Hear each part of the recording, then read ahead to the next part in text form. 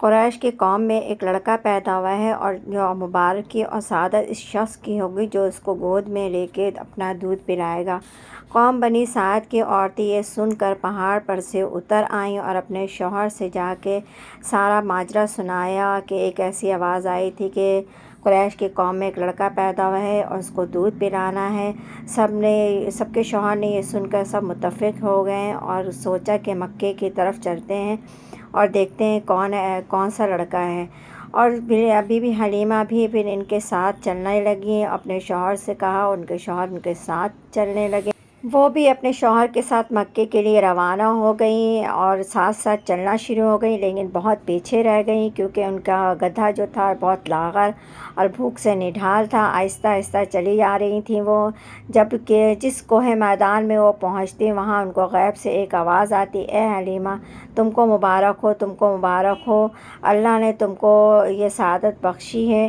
پھر وہ آگے اسی طرح سے چلتی چلی گئیں تو تیسرے مقام پہ جب پہنچی وہاں ایک شخص کو انہوں نے دیکھا میں اور نورانی چہرہ غار سے نکل کے آیا۔ اسے دیکھتے ہی آنکھیں میری بند ہو گئی، میرے پاس آ کے میرے پیٹ پہ ہاتھ رکھ کے کہنے لگا، اے حلیمہ سعادت دارین تم کو حاصل ہوئی، اللہ تعالیٰ نے تمہاری رضائی اور شکر گزاری پسند کی ہے، تم کو مبارک ہوئی۔ یہ سن کر میں نے اپنے شوہر سے کہا، جو میں دیکھتی ہوں سنتی ہوں غیب سے تم کو معلوم ہے۔ وہ مجھ سے کہنے لگا، کیا ہوا، تم کو خیر تو ہے، کیا دیوانی تو نہیں ہو گئی؟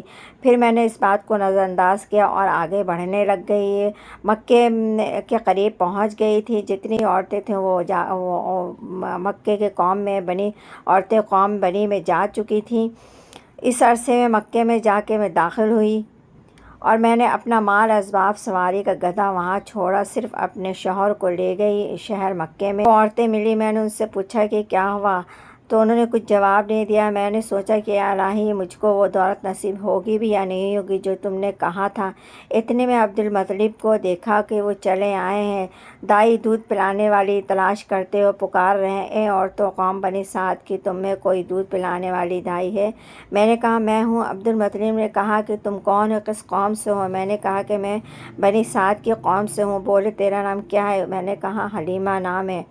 تب انہوں نے کہا، اے حلیمہ یہ بہت نیک اور اچھی بات ہے کہ ایک لڑکا محمد نام ہے، یتیم ہے، تم اس کو دودھ پلاؤ گی، اس کی اجرت میں تم کو میں دوں گا۔ سب بنی سعد کی عورتیں سے میں نے کہا لیکن کسی نے اس کو قبول نہیں کیا، یتیم لڑکے کو دودھ پلانے کے لیے تیار نہیں ہوئے کہ کیا فائدہ، بس تم اس کو دودھ پلاؤ، اللہ تعالیٰ تم کو اس کا اجر دے گا، شاید اس کے باعث تم عزیز و قارب میں مکرم مقبول ہو جاؤ۔ میں نے کہا بہت اچھا، میں اپنے شوہر سے پوچھ لوں تب دودھ پلاؤں گی۔